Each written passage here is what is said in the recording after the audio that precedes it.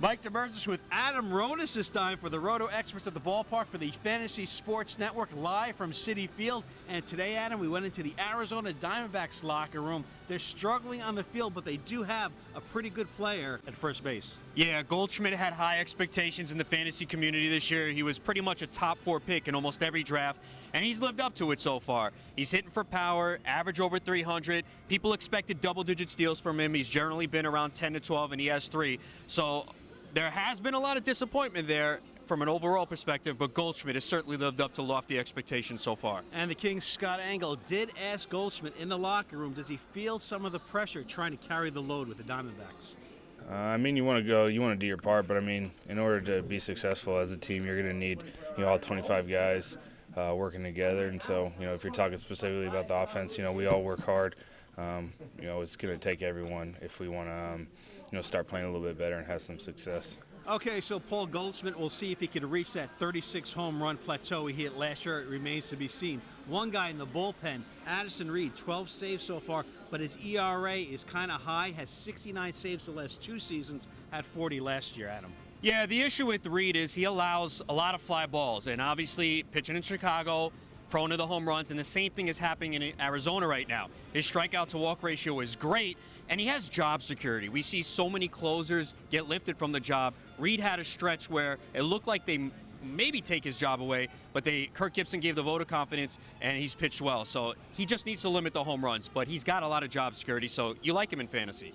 Okay, Adam, moving to the starting rotation, Brandon McCarthy, you look at his stats, 1-6, and do you want to stay away from him if you're a fantasy player? I actually think he's a good pickup right now. He's not owned in a lot of leagues. His velocity is up. He was throwing 91 last year. He's at 93 this year. 54% ground ball rate, getting more swings and misses, not walking anybody, and he has the highest strikeout percentage of his career. So he's just had some poor luck. Another guy that has been victimized by the home run. I talked to him earlier, and remember, he got hit by a line drive a couple years ago. So this offseason, he felt the best, and you could see it. He got his ERA under 5. He had a game against the White Sox where he was cruising for 4 innings and then just lost it, and he talked about how he's got to start making more adjustments when the other team does. I think he's going to get better. The underlying stats all say McCarthy is going to be a better pitcher the rest of the year. I'd add him in my fantasy league right now. Moving from the starting rotation, let's go to the outfield.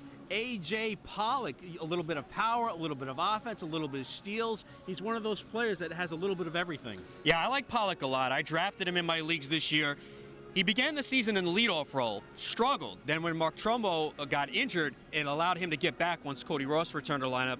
He's been banged up a little bit, missed a few games, but he's been on a roll now. Like you said, he gives you some power. He's got 5-6 stolen bases. The only thing that really hurts him in fantasy is they've been hitting him at the bottom of the order. And in fantasy, you want to be hit higher in the order. He's around 7th or 8th now. Occasionally they hit him leadoff, but he's another guy. If he's on your waiver wire, he could be 15 homers, 15 steals. Definitely pick him up. Yeah, he's certainly a guy eventually will be at the top of the order. And the Kings, Scott Engel, had a chance to talk to him as well. Well, my approach is, I was kind of like a top of the order guy in the minors, and the way I feel is, your job is to get in scoring position for the hitters to hit you in, the 3-4 hitters, and if you're hitting singles, you're looking to try to get to second base and get in scoring position. So if you're not hitting doubles and triples and homers, that's what you're trying to do. You're trying to put yourself in position to score, and that means, looking to swipe a couple bags. Moving to second base, Aaron Hill has been batting way below his career average, and I think the 20 home run days are long gone, Adam.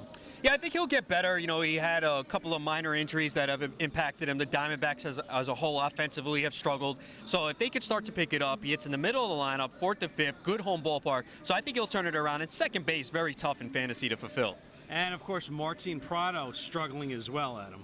Yeah, he's been a major disappointment. He's always been a solid fantasy player that does a little bit of everything, but no home runs. That is a guy I am very concerned about right now. And I'm concerned about us. It's raining hard, some thunder in the background. We need some windshield wipers for your glasses. For Mike Damergis and Adam Ronis, Scott Engel in the dugout, staying dry with his bald head. The RotoExperts of the Park for the Fantasy Sports Network.